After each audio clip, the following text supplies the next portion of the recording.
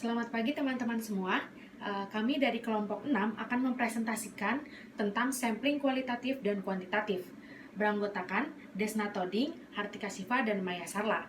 Namun dalam presentasi kali ini, Desna Toding berhalangan untuk mempresentasikan karena dalam perjalanan pulang dan juga kondisinya yang sedang tidak fit. Pertama-tama, saya akan menjelaskan pengertian dari penelitian kuantitatif. Penelitian kuantitatif merupakan pengukuran yang menggunakan angka yang memiliki tujuan untuk secara tepat menangkap rincian mengenai dunia sosial empiris dan mengungkapkan temuan dalam bentuk angka. Sedangkan penelitian kualitatif merupakan pengukuran dengan alternatif angka, dan pengukuran merupakan langkah penelitian yang kurang terpisah dan menciptakan konsep baru bersamaan dengan proses pengumpulan data. Terdapat dua proses pengambilan data. Yang pertama itu ada sampel. Sampel merupakan sehimpunan kecil yang dipilih peneliti dari himpunan besar dan akan menggeneralisasi pada populasi. Selanjutnya ada populasi. Populasi adalah ide abstrak dari sehimpunan besar kasus yang peneliti ambil dari sampel dan hasil dari sampel tersebut digeneralisasikan. Selanjutnya terdapat dua teknik sampling. Yang pertama itu ada convenience sampling. Ini merupakan sampel non-acak yang dipilih peneliti dari orang-orang yang tidak dikenalnya. Yang kedua yaitu sampling kuota. Sampel non-acak yang penelitinya mengidentifikasikan ke dalam beberapa kasus atau mengelompokkan orang dan kemudian memilih kasus tersebut yang akhirnya dikategorisasikan. Namun, terdapat kelemahan dalam sampling kuota. Yang pertama itu, jenis sampel tersebut hanya mengungkap beberapa aspek dari seluruh keberagaman populasi dan mengabaikan hal-hal yang lain. Kedua, yaitu jumlah kasus yang tetap dalam setiap kategori memungkinkan tidak secara akurat mencerminkan proporsi kasus dalam populasi total untuk kategori tersebut. Selanjutnya ada elemen sampling, yaitu nama untuk satu kasus atau unit tunggal yang dijadikan sampel. Terus yang kedua ada populasi target, sekelompok besar kasus yang dispesifikasikan secara konkret, di mana peneliti menarik suatu sampel dan di mana hasil sampel tersebut digeneralisasikan. Selanjutnya ada kerangka sampling. Kerangka sampling merupakan suatu daftar kasus dalam populasi atau perkiraan terbaik dalam hal tersebut. Selanjutnya ada rasio sampling. Rasio sampling merupakan jumlah kasus dalam sampel yang dibagi dalam jumlah kasus dalam populasi. Lalu ada parameter. Parameter merupakan karakteristik dari seluruh populasi yang diperkirakan dari suatu sampel. Dan yang terakhir ada statistika. Sebuah kata dengan beberapa arti termasuk perkiraan numerik dari parameter populasi yang dihitung dari sampel.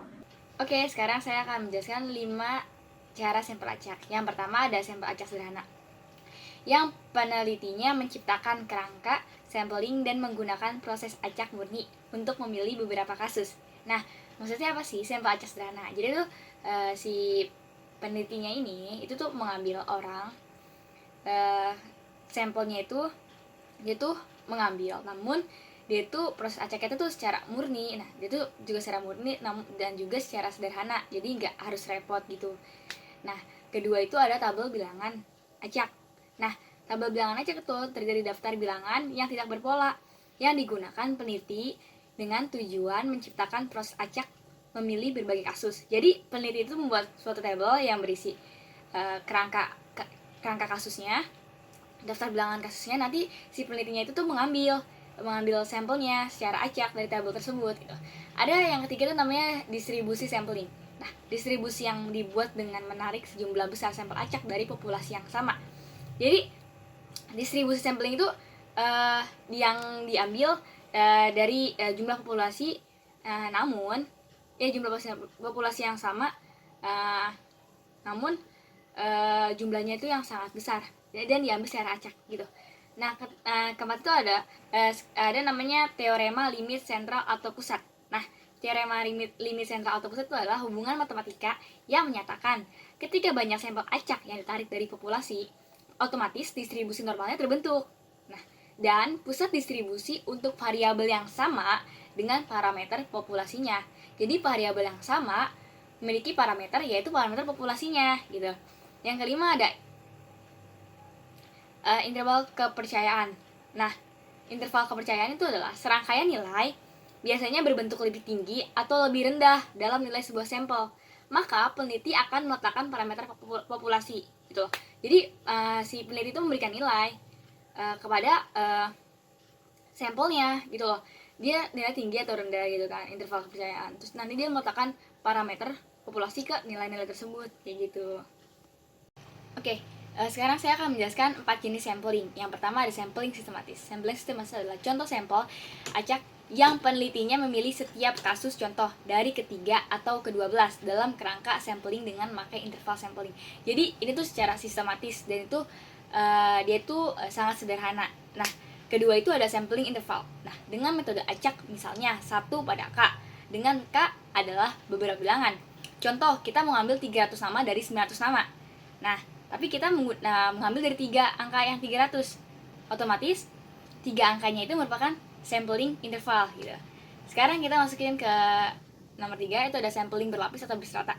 Sampel acak yang pada awalnya peneliti mengidentifikasi himpunan dari jumlah kategori yang tak tumpang dan sempurna, serta membagi kerangka sampling berdasarkan kategori-kategori. Tahu kan yang berstrata? Jadi kalau sampling berstrata atau berlapis itu biasanya yang paling tinggi baru paling rendah, kayak gitu. Nah, ada yang namanya cluster sampling. Cluster sampling itu adalah jenis sampel acak yang memakai beberapa tahapan dan sering digunakan untuk mengatasi daerah-daerah geografis yang luas, di mana unit akan dikumpulkan dan diambil dari unit sampel tersebut secara acak. Jadi, cluster sampling itu dia tuh merupakan jenis sampel acak yang digunakan untuk mengatasi geografi yang luas gitu. Jadi dia tuh ya mengambil dari kumpulan-kumpulan unit dan digunakan secara acak, kayak gitu.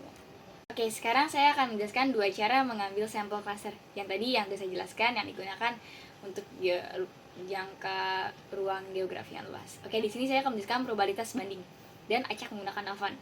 Nah, ini ada namanya probabilitas banding itu terhadap ukuran penyesuaian yang dibuat dalam sampling cluster ketika setiap cluster tidak memiliki jumlah elemen sampling yang sama. Dan yang kedua adalah acak menggunakan telepon. Acak menggunakan telepon adalah menggunakan metode wawancara via telepon dengan memakai seluruh nomor telepon yang ada sebagai kerangka sampling. Jadi dia mempunyai nomor telepon teman-temannya yang banyak. Nah, dia telepon satu-satu, dia wawancarai. Nah, nanti dia tulis isi dari sampelnya itu. Itu disebut dengan kerangka sampling. Oke, di sini saya juga akan menjelaskan beberapa strategi sampel representatif. Nah, ada 6. Pertama itu ada purposive sampling, kedua ada snowball sampling, ketiga ada sampling berurutan, keempat ada sampling teoritis, kelima ada populasi tersembunyi, keenam ada sampling adaptif. Nah, pertama saya akan menjelaskan purposive sampling, sampel non acak, yang penelitinya menggunakan berbagai metode untuk mencari semua kemungkinan kasus yang begitu spesifik dan sulit dijangkau.